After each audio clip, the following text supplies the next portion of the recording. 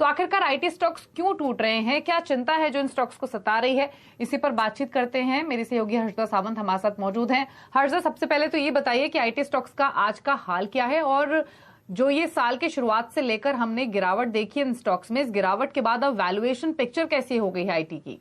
Actually आज फिर हमने देखा बिकवाली की गिरफ्त में आईटी कंपनियां ट्रेड करती हुई दिखाई दे रही। पहली तिमाही के नतीजे आ गए हैं, लेकिन स्टॉक्स अभी भी मायूस ही दिखाई देंगे। आपने ठीक कहा कि टेक्नोलॉजी कंपनियों में इस पूरे साल करीब करीब आईटी निफ्टी का आईटी इंडेक्स 32% टूट चुका है, और खास तौर से यहां पर वैल्यूएशन सस्ते होने की बात कही जा रही है।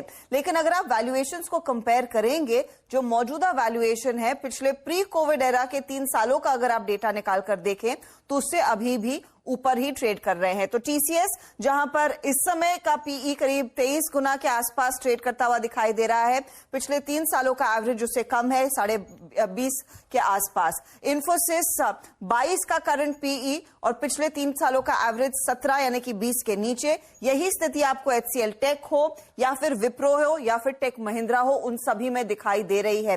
तो इस समय अभी भी वैल्यूएशन अगर प्री कोविड एरा के 3 सालों का एवरेज देखेंगे तो उससे ऊपर है, यानी कि मार्केट को ऐसा लग रहा है कि यहां पर अगर उन लेवल्स पर ये स्टॉक्स मिले तो ज्यादा अट्रैक्टिव होंगे। इसीलिए हमने देखा है एक तरफा बिकवाली का दबाव इन कंपनियों में जरूर देखने को मिला है। ठीक है, लेकिन अब तक के जो रिजल्ट्स आए हैं वो कैसे रहे हैं अर्निंग्स आईटी में, और दूसरी बात ये कि जो ये गिरावट हम देख रहे हैं इसके पीछे रीजन क्या है, क्या चिंता फिलहाल सेक्टर को और स्टॉक्स को सता रही है? वन का अगर आप परफॉर्मेंस देखें, कमेंट्री इतनी खराब नहीं है। कई कंपनियों ने इनफैक्ट कहा है कि दरअसल इनकी जो रेवेन्यू ग्रोथ है वो इंटैक्ट है, बरकरार है। कोई नेगेटिव स्टेटमेंट कंपनियों की ओर से नहीं निकल कर आया। इनफैक्ट कुछ कंपनियों ने अपने FY23 का जो गाइडेंस दिया था उसको बरकरार रखा है। हालांकि पेच वहीं पर फंस रहा है कि वो बढ़ नहीं रहा है। डिमांड मजबूत इस समय है, लेकिन सभी कंपनियों ने कहा है कि जब वो ग्राहकों से बात करते हैं तो आगे इकोनॉमिक स्लोडाउन की चिंता है, और इस चिंता का एक रिफ्लेक्शन आप देखिए मार्जिन्स पर साफ देखने को मिला है। टीसीएस एचसीएल टेक के हमने देखा मार्जिन्स पर दबाव देखने को मिला था। ऑफ कोर्स टीसीएस के केस में वेज हाइक का ज्यादा इंपैक्ट था, लेकिन दूसरी तरफ जो एक बड़ी प्रॉब्लम है वो है अट्रिशन, उस पर आएंगे। अगर आप मिड कैप कंपनियों का देखें, माइंडट्री, एल&टी इन्फोटेक और टाटा एलेक्सी, यहां पर स्थिति थोड़ी सी और कंफर्टेबल होती हुई दिखाई दे रही है। इनफैक्ट कुछ कंपनियों का तो मार्जिन रिकॉर्ड हाई पर भी है। लेकिन जो प्रॉब्लम एरिया है वो है अट्रिशन। लोग अभी भी इन कंपनियों को छोड़कर दूसरी कंपनियों में जा रहे हैं, और ये संकेत दे रहा है कि ये एक प्रॉब्लम एरिया उभर कर आ सकती है। अब सेकेंड हाफ के लिए अनुमान यही है कि अट्रिशन थोड़ा सा घटता हुआ दिखाई देगा, लेकिन ये चेंज आएगा चौथी तिमाही तक, उससे पहले नहीं। अट्रिशन के साथ साथ एक और आंकड़ा है कि जो हायरिंग के आंकड़े टीसीएस और एचसीएल टेक ने शेयर किए, पिछले साल अच्छी खासी हायरिंग हुई, लेकिन इस पर्टिकुलर क्वार्टर में 8 तिमाहियों के निचले स्तरों पर हायरिंग का आंकड़ा निकल कर आया है। ये एक संकेत देता है कि अगर हायरिंग कम हो रही है तो क्या कंपनियों में भी डर है कि आगे डिमांड कम होती हुई दिखाई देगी?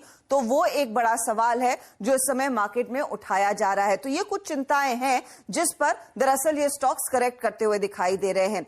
एक और चीज आपने ध्यान देनी है कि डील विंस हैं, डील पाइपलाइन स्ट्रांग है, लेकिन कोई ऐसी बड़ी डील्स इन कंपनियों ने एटलीस्ट Q1 में साइन नहीं की है, जिसके कुछ अंश हमने देखे थे पिछले साल जरूर नजर आए थे क्वार्टरली नंबर्स में। अब मार्केट डरावा क्यों है, मार्केट को क्या दिक्कत दिखाई दे रही है, उस पर आना जरूरी है। देखिए, इस समय ग्लोबल स्लोडाउन की काफी कुछ चर्चा देखने को मिल रही है, खासतौर से अमेरिका में जिस तरह से इन्फ्लेशन के आंकड़े, जिस तरह से ब्याज दरें बढ़ाई जा रही हैं, तो आगे मंदी का असर इन कंपनियों के बजट्स पर आता हुआ दिखाई दे सकता है, इनके क्लाइंट्स पर आता हुआ दिखाई दे सकता है। H1 से ज्यादा दरअसल H2 को लेकर ज्यादातर मैनेजमेंट्स कॉशियसली ऑप्टिमिस्टिक है, यानी कि बढ़त होगी लेकिन उतनी ज्यादा नहीं जितना पिछले क्वार्टर्स या फिर पिछले साल में देखने को मिला था। इसके अलावा अगर आप ध्यान दें, पिछली बारी जब भी ग्लोबल मंदी की बात हुई है, जब भी जीडीपी लेवल पर कॉन्ट्रैक्शन देखने को मिला है, इवेंचुअली आखिर में ही सही लेकिन आईटी कंपनियों पर इसका असर आता है, तो वो एक डर इस समय है। तो अगर कोई लॉन्ग टर्म के लिहाज से देखे तो Q3 Q4 ऑनवर्ड्स वो प्रेशर देखने को मिल सकता है। ज्यादातर ब्रोकरेजेस ने दरअसल इन कंपनियों को या तो डाउनग्रेड किया है या फिर एक न्यूट्रल रेट रखा है। इनफैक्ट मॉर्गन स्टैनली जैसा ब्रोकरेज कहता है कि अगले 6 महीनों में इन आईटी कंपनियों के लिए कोई पॉजिटिव ट्रिगर भी नहीं निकल कर आएगा। तो ये कुछ चिंताएं हैं जिसके चलते हम देख रहे हैं दिग्गज कंपनियां हो या फिर mid cap stocks, IT counters में काफी ज्यादा बिकवाली का दबाव इस समय जारी है।